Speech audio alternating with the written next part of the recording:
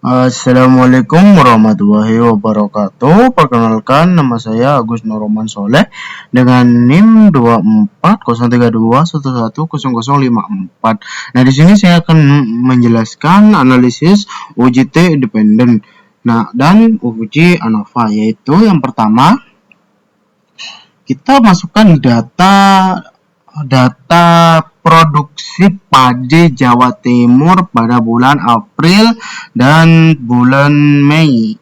Nah, masukkan datanya itu ditumpuk dan dikasih kode 1 dan 2. Nah, lalu karena tidak bisa diubah jadi nama langsung gini, kita diganti menjadi kode aja. Nah, variable view. Di sini kita mengubah kode tadi untuk menjadi nama yang kita inginkan. Contoh seperti ini, yaitu pertama masukkan angka 1 di sini, lalu ditulis April untuk mendapatkan hasil ini seperti ini. Nah, selanjutnya juga sama untuk mendapatkan hasil Mei, lalu tekan OK. Pergi ke data view, lalu tekan analyze, lalu tekan ke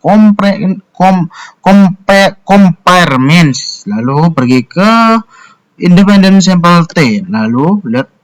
Nah, di sini ada data yaitu produksi dan bulan, lalu kita pindahkan sesuaikan dengan tense variable dan grouping variable, lalu tekan OK. Dan hasilnya adalah ini.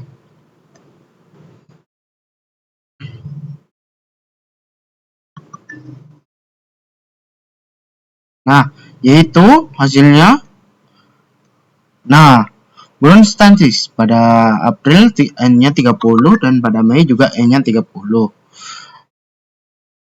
Lalu nilai mean difference adalah 42.756,75533. Nah, interval kepercayaan 95% untuk keberadaan yaitu lower sama dengan 24257,26197 dan upper yaitu 60.036,24869. Apabila diketahui nilai table statistik adalah sebesar 4.000, maka dapat diambil keputusan sebagai berikut. Nah, seperti inilah keputusan yang satu ya.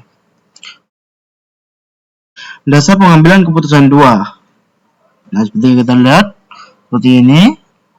Dan untuk kesimpulan, terdapat perbedaan yang signifikan antara jumlah produksi pada bulan April dan Mei, di mana rata-rata produksi padi pada bulan April yaitu 70.737,3120 lebih tinggi dibandingkan rata-rata produksi pada bulan Mei yaitu 28.590,5567. Nah, selanjutnya adalah uji ANOVA, yaitu di mana datanya itu dimasukkan ke SPSS seperti yang tadi.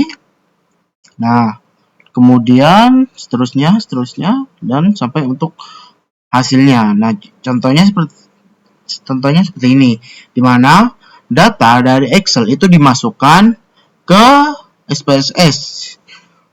Diurutkan dari data pertama yaitu mood dikasih kode angka 1. Karena di sini tidak bisa langsung ditulis mood. Jadi kita taruh data mood itu di sini sampai sini, lalu untuk keduanya dan selanjutnya. Nah, untuk mengubah namanya agar sesuai seperti ini, kan ini awalnya itu kode 1, ini kode 2 dan seterusnya. Maka pergi ke variable views, lalu pergi ke ini yaitu value. Pergi ke non kedua, lalu tekan ini. Nah, di sini tuh hampir sama seperti yang tadi.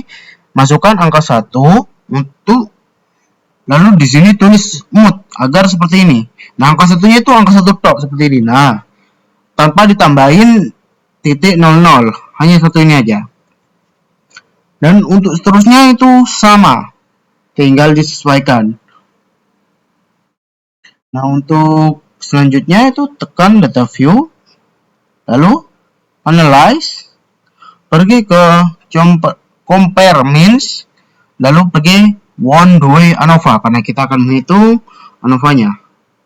Nah, di sini kan ada data uang dan dampak, lalu kita masukkan dan tekan OK.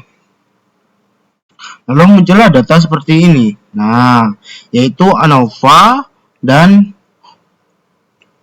multi comparisons. Oh ya, sebelumnya itu kan ada yang kurang nih. Nah, apa ya? Bentar. Components one way ANOVA. Nah, kita ini jangan lupa untuk tekan ini post hot. Lalu tekan LSD continue, lalu tekan OK. Nah, untuk mendapatkan hasil seperti ini. Lalu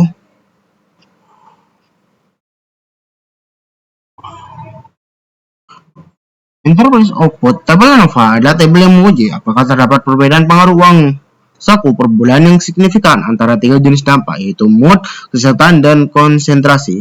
Dasar pengambilan keputusan ini hasil analisis berdasarkan hal berikut. Dasar pengambilan keputusan, bila nilai F itu kurang dari tabel F, maka HO diterima. Bila nilai F itu lebih dari tabel F, maka H1 diterima. Dasar pengambilan keputusan.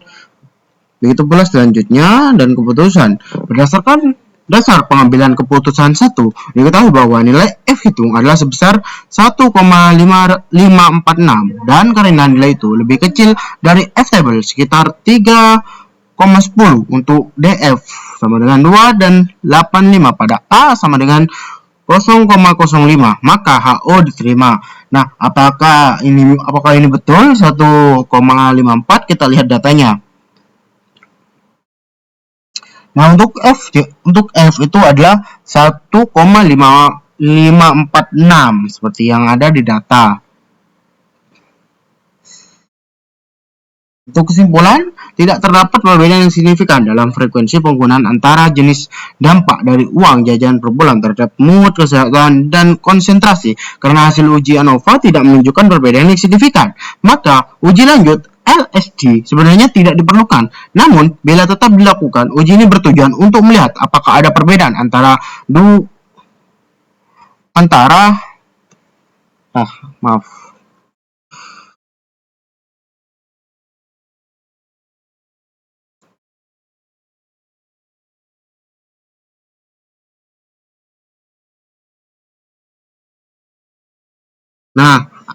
dampak tersebut.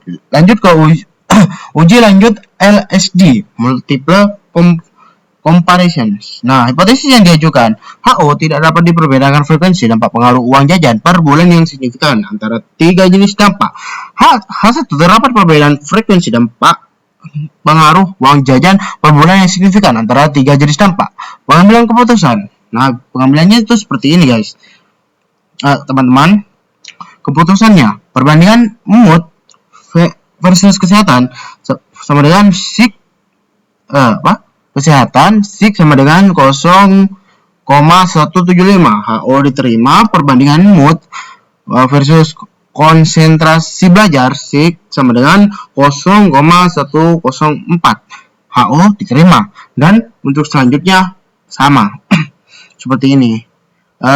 Untuk kesimpulan, berdasarkan hasil uji lanjut dengan menggunakan metode LSD dapat disimpulkan bahwa tidak terdapat perbedaan signifikan dalam terhadap uang saku per bulan ke dampak yang dibandingkan mood versus kesehatan, mood versus konsentrasi, dan kesehatan versus konsentrasi. Sekian presentasi dari saya. Wassalamualaikum warahmatullahi wabarakatuh, dan mohon maaf bila ada kesalahan, baik itu disengaja atau tidak. Sekian, terima kasih.